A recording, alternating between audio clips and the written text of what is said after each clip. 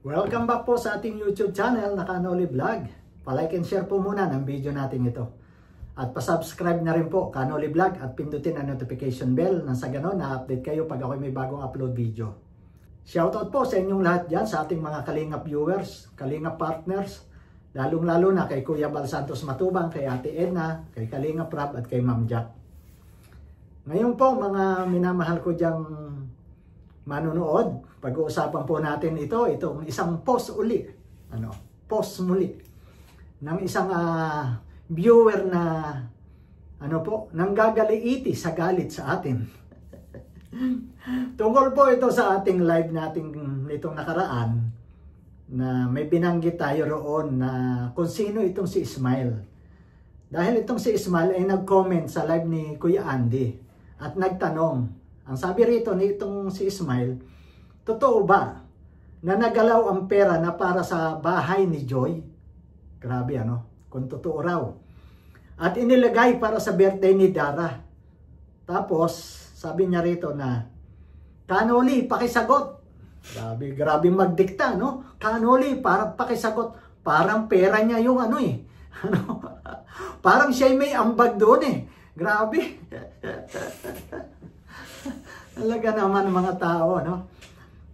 So, dahil nakarating ito sa atin, may nakapag-send, itong si Ismael, biglang pumasok po yung mga sinabi ng ating mga viewers na nagmamahal sa atin. At sabi daw po nila na itong si Ismael ay dati pumasok sa live ni Ma'am MC. Shoutout po kay Ma'am MC, patuloy po nating suportahan si Ma'am MC. Ang sabi nito ng mga concern sa atin, na itong daw pong si Ismael ay si Eva. Si Eva. So ngayon, iyon ang aking nasa isip na itong si Ismael ay si Eva. Kaya binanggit ko, ikaw Eva. Ganon, Ikaw Eva na mahilig mangako. Subalit habang ako po ay nagpapaliwanag doon, sinasabi ko nga na si Eva itong si Ismael, ay biglang nag-comment sa aking live na hindi ikayan si Eva. So hindi raw po yung si Eva. Kaya ngayon, napaling ang aking isip, nabigkasin itong si Rona Lago. Sapagkat ito mahilig magpo-post sa social media na isang naninira sa akin. At hindi lang siya, may mga kasama yan. Mamaya, mababanggit natin. Ngayon, sa sinabing post na ito ni Rona Lago sa kanilang page na Timbaliw, ito lang sasabihin ko. Never kong sinabi sa aking live na ikaw si Ismael. Kahit ulitin mo o ulit-ulitin mo yung aking live, hindi ko sinabing itong si Ismael ay si Rona Lago. Hindi ko sinabi. Ulitin mo, panuorin ang aking live at huwag ka lang mag-i-skip ng ads. Hindi ko sinabing ikaw si Ismael Rona Lago. Ang sabi ko, ikaw yung mahilig magpo-post sa social media. Dahil nga, ang tingin ko rito si Ismael ay sinisiraan tayo. Kaya, ikaw rin kako. Isa ka rin na naninira sa akin na mahilig magpo-post sa social media. At may mga kasama ka nga dyan Sino mga kasama nito? Tingnan nyo po, dito sa ipinost niya. Makikita nyo kung sino. At may nagsusulsul pa ron na mahilig din mag-post. Basahin po muna natin ang pinost na ito ni Rona Lago sa kanilang page. Ang sabi niya dyan, boss, ang ganda ng pagkatawag, kasi naka-public boss. Pero kung yan nakatalikod, anong sasabihin niyan? Busabos. Busabos. Ang galing magpakunwari boss, galing. Pero ituloy natin. Boss, bago ka magbintang sa kapwa mo, siguraduhin mo may evidence ka na ako si Ismael. Wala nga akong sinabi na ikaw si Ismael. Ano ba naman ikaw? Tuloy po natin. Bago ka mag-drop name, sana nag-investigate ka or trace mo kung sino talaga si Ismael. Total, malaki nakita mo sa pag-content mo kay Joy araw-araw. Enough na yan siguro sa pambayad mo ng NBI para malaman mo kung sino si Ismael na yan. Naku naman pa. Para pa Blue Ribbon Committee. Ang galing mag-imbestiga. Malaki na raw ang kinita. Inggit ka? Ha? Inggit ka? Pati yung revenue natin, sinisilip talaga naman, ay di ba binibigay natin, pinantutulong natin, at dito nga nakapokus tayo kay Joy, di po ba? At sabi niya kasi dyan na, malaki na kita mo sa pag-content mo kay Joy, araw-araw, enough na. O, edi ikaw naman ngayon ang i-content ko. Sabi mo, araw-araw. Ilang araw na nga na hindi ko na-content si Joy at nakidara ako biglang kung ano-ano pa ang mga naisip ng mga marami dyan.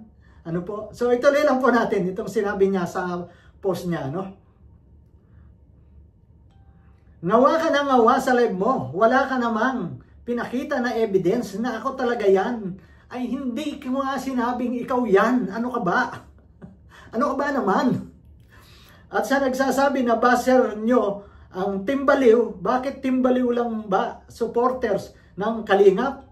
Shout out kay Sam na pabida-bida. Pinansin pa itong si Sam na sinabi yung mga magkakaibigan na ito na naninira sa akin. Totoo naman, hindi naman pabida-bida yun eh. Kung walang katotohanan ang sinabi nitong si Sam, maaring pabida-bida. Pero kung totoo naman, hindi mo pwedeng sabihin pabida-bida dahil totoo, konsensya sa akin sa sinasabi niya. Sino ba mahilig magparinig? Di ba kayo? Kamakailan nga lang ito si Alan doon sa post niya na ang sabi, mga sponsors pag natuloy daw ang Friend Joy ay mag-aalisan, iiwanan si Joy. Ano yun? Ano po? Bagamat noon nakapagsabi ako ng ganon, di ba, binawi ko naman dahil hindi ganon kadali yun. Hawak ko noon ng pera. Kaya ito po, mga viewers, sasabihin ko sa inyo. Makinig po kayo. Kaya po, nahinto ang pabahay na project namin kay Joy. Dahil nga po sa grupo ng mga ito na naninira sa akin. Ano po, gusto ko munang i-delay, patahimikin itong mga ito at lalo na po bangayan sa social media, parinigan. Sila po yun. Itong si Rona Lago, si Alan Moderno na binanggit dito ni Sam. Ano po, na mahilig magparinig. Kasi sabi nila dyan na hindi na nga kami nagpaparinig eh. Tingnan po rito sa isang sinig niya, yan sabi niya, nito si Rona Lago, kay Alan Moderno. Sabi niya, baka siya bulok sa loob ang kulo, ha ha ha. At saka, hindi na ako nagpaparinig sa kanya. Hindi na ako nagpaparinig sa kanya, hindi na raw. So, nito na lang yan. Ngayon na lang yan. So, ibig sabihin, noon talaga, sila yung mga nagpaparinig sa atin. Di ngayon. Kaysa sasabihin, bakit ikaw mo sasaluhin yung mga parinig, hindi naman sa'yo. Eto na. Malinaw na sinabi mong, hindi na nga ako nagpaparinig sa kanya. Malinaw po, mga Kalingap viewers. Kaya noon, huminto ako dahil sa mga ito. Kay Alan, kay Rona Lago, ito sa binanggit ni Sam. Panay ang parinig. Kaya na-delay po itong pabahay na ito. Ito po talaga ang naging dahilan. Mga Joynatics dyan. Mga Pranjoy dyan. Baka nag-iisip po kayo, bakit nga nahinto? Sila po ang naging dahilan.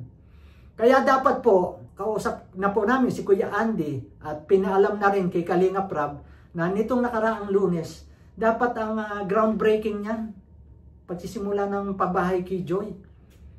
Pero pinakancel namin, sinabihan ko si Kuya Andy na hold muna na i-deliver yung mga gamit dahil sa mga ito na naninira sa akin na nakakawalang gana kasi eh. Kayo man po, di ba? Kung isipin nyo po, kung kayo nasa katinuan ng isip, nang nawala ang love team, grabe ang suporta namin po kay Joy. Kitang-kita nyo yan, di ba? Kitang-kita nyo yan. Kami, ang main sponsor, ang aking hipag, si Tita Marie, si Mama Helen. Tapos, ganun-ganun lang sisirain ang ating pangalan ng mga grupo na ito, ni Rona Lago, ni Alan Moderno. Ganun-ganun lang sisirain ang ating pangalan. na nakapokus tayo sa pagtulong kay Joy. Kaya, hindi po totally yan hihinto, kundi dinelay namin. Ano po? Kaya iyon po yun. Kako Kuya Andy, i-hold muna. Nakapag-send na po ako ng 200k pesos kay Kuya Andy. Tapos nung ako'y nag-content kay Dara, sasabihin na yung pera na gastos, gagastusin para kay Dara na pa-birthday. Ano yan? Ano yan? Kayo po naging dahilan kaya kung bakit kami nanahimik. Huwag muna kaming mag-update sa pabahay dyan. Gusto namin marinig kung anong sasabihin nyo. O ayan nga, marami ang naglabas ang haka-haka na kung ano-ano na. Yan po yung mga taong against sa akin. Tulad itong si Ismail. Kasi marami na po silang nahatak eh. Marami na silang na brainwash. Gumawa sila ng grupo. At marami na po silang nahila. At sinasabi na unsub kanuli. Marami po ako nababasa roon. At sinuportahan sila itong grupo na ito na naninira sa akin. Kaya sabi ko, i-hold muna natin itong pabahay na ito. Matingnan natin kung ano sasabihin ng mga ito. Ayun na nga. Nasabihan ako na sinabi nitong si Ismail na ano yun? Na inilagay ko raw ang pera sa birthday ni Dara. Sino ba itong si Ismail? Ito po si Queen. Nabagay na bagay sa iyo, Queen of Marites. Siya si Ismail, si Queen. Pero ikaw, Rona Lago, hindi kita binanggit na ikaw si Ismail. Ano po? Sapagkat doon pa rin, may nakapagsabi na sa akin na kung sino si Ismail. Itong si Queen at sinin na nga rin sa akin yung mga conversation dyan. At pabida-bida itong si Queen. Ipinaliliwanag na ng kanyang kausap pero pinagpipilitan pa rin yung kanyang opinion na hindi natin alam kung saan nanggaling. Ano po? Gusto nyo basahin ko ang mga pinag-usapan nito. Itong si Queen, sabi niya, totoo ba nagalaw daw ang pera para sa pabahay ni Joy? Para sa birthday daw ni Dara dinala, yun lang ang chika. O talaga nga may, ito yung mga against sa atin eh. Marami siyang sinabi rito, At sinagot na nga siya dito, nung kausap niya, sabi, para sa birthday ni Dara daw, kasi sinabi daw ni Kalinga Prab sa live niya, nabigyan ng simpleng debut si Dara. Kung ako, wala naman masama kung tumulong sila sa iba. At least lumalawak ang tinutulungan. Dati pa naman na may iba silang tinutulungan. Nakapokus lang sila kay Joy. So salamat po. Wala naman nakalagay ang pangalan dito noong kausap na itong si Queen. So pinagtanggol tayo rito. Dahil totoo naman talaga eh.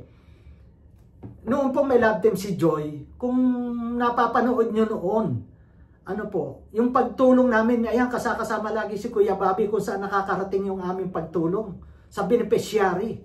Sa beneficiary ni Kalingap Dan na naandun, na ilan yung pong napaabutan namin ng tulong dyan.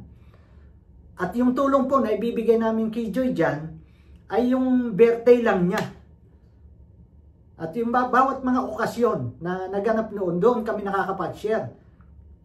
Kasi si Mama Helen po, siya naman doon ang nagbibigay ng tulong. Kaya ako naman, focus sa iba. Kasi nga, tulad na nasabi ko noon, na magkakadoble ang tulong namin kay Joy. Pero ngayon, na nawalan si Joy ng love team, doon ako nag-focus. Kaya doon din ang kada reaction. At tama ka sa sinabi mo, na kumita ako kay Joy pagka-content. Kaya nga, doon ako nakapokus eh. Mapatayuan siya ng bahay, pero ginugulo nyo. Nasaan ang inyong konsensya? Di ba po, mga viewers dyan, kung iisipin nyo po, kami, main sponsor na naandyan, tumutulong kay Joy. Sino ang tunay na hindi nagmamahal kay Joy? Di ba? Parang kayo yun eh, yung mga naninira sa akin eh, dahil gusto nyo talaga mawala yung suporta. Mahirap na lang po magsalita, Baka meron ng nagkakabayaran na para talaga may atras yung pabahay na yan, Ito naman baka lang. Baka binababayaran na sige. asarin nyo ng asarin si Canoli. At ito, para umatras na siya sa plano niyang pabahay. Ito naman, haka-haka ako lang, baka. Kasi kung ikaw ay nasa katinuan, ang tunay na may pag-iisip, titigilan nyo ang paninira sa akin. Alam niyo kung bakit? Kasi nga si Joy ang makikinabang. Kung mahal nyo si Joy, kung mahal nyo si Joy, titigilan nyo ang paninira sa akin. Kasi alam nyo na ang ginagawa ko ay para kay Joy, na makikinabang ang kanilang pamilya. Pero hindi ganun eh. Natuloy na ang love team, ang dami nyo pang sinasabi. Di ba? Ano pa ba? Ano pa ang dapat kong gawin? Di po ba? Hindi ko na alam kung saan ako lulugar sa inyo. Ano po? Pero yun nga po, sinasabi ko, inuulit ko sa inyo, na kaya nahinto. Pinapospon namin itong pabahay dahil sa kanila. Dahil puro paninira at gusto ko munang manahimik at masabi kung ano ba ang magiging salubin nila, opinion, pag ito'y itinigil ko. Ayun, dire-diretso pa rin. Ang dami pa rin naglalabasan sa social media. Puntahan sila doon sa live ni Kuya Bobby at doon sila nagkakalat.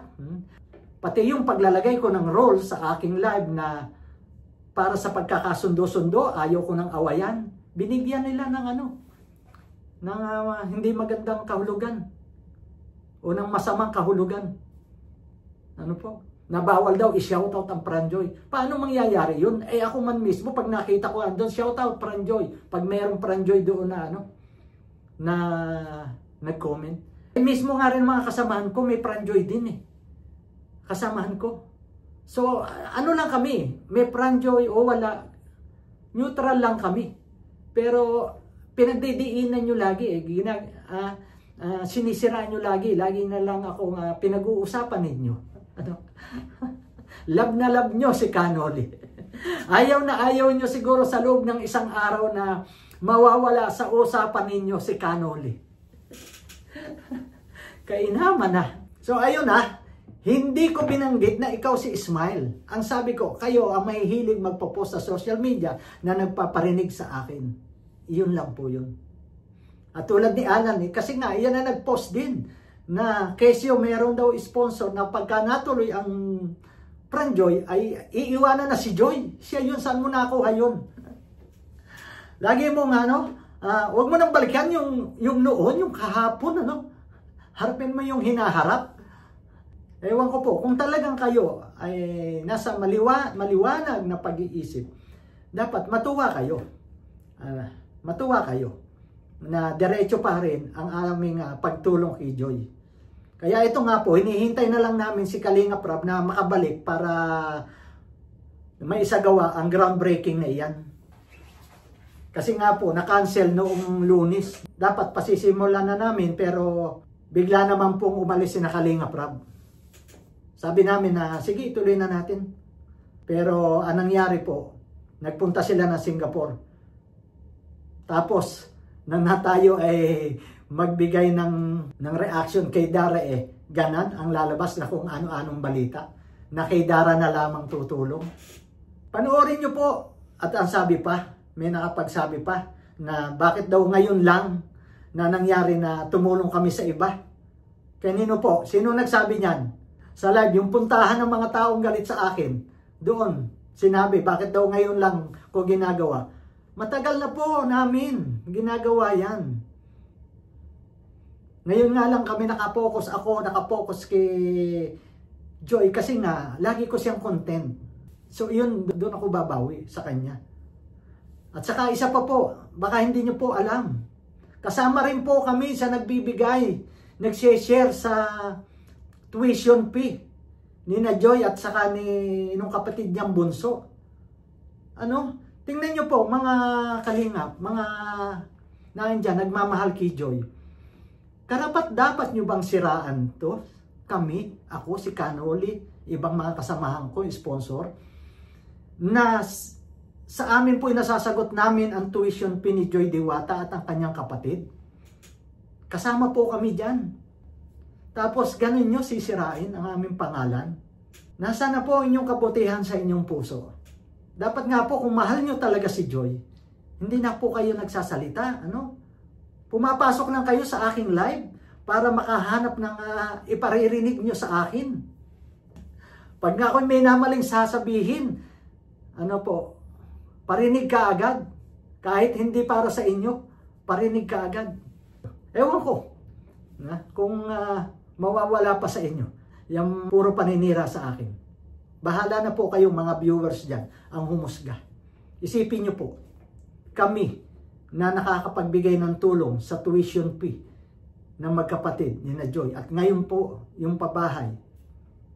Tapos ganun pa ang ginagawa nila. Kaya sila po ang naging dahilan. Kaya pinuspon namin ang pagpapatayo ng bahay na iyan. Pero iyon nga po, inihintay na namin si Kalinga Prab na makabalik para matuloy na ang groundbreaking niyan. So hanggang dito na lang po. At huwag niyo pong kalimutan, paki-like and share po ng video ito. Paalam po at God bless sa inyong lahat. God bless Sis Rona Lago at Sir Alan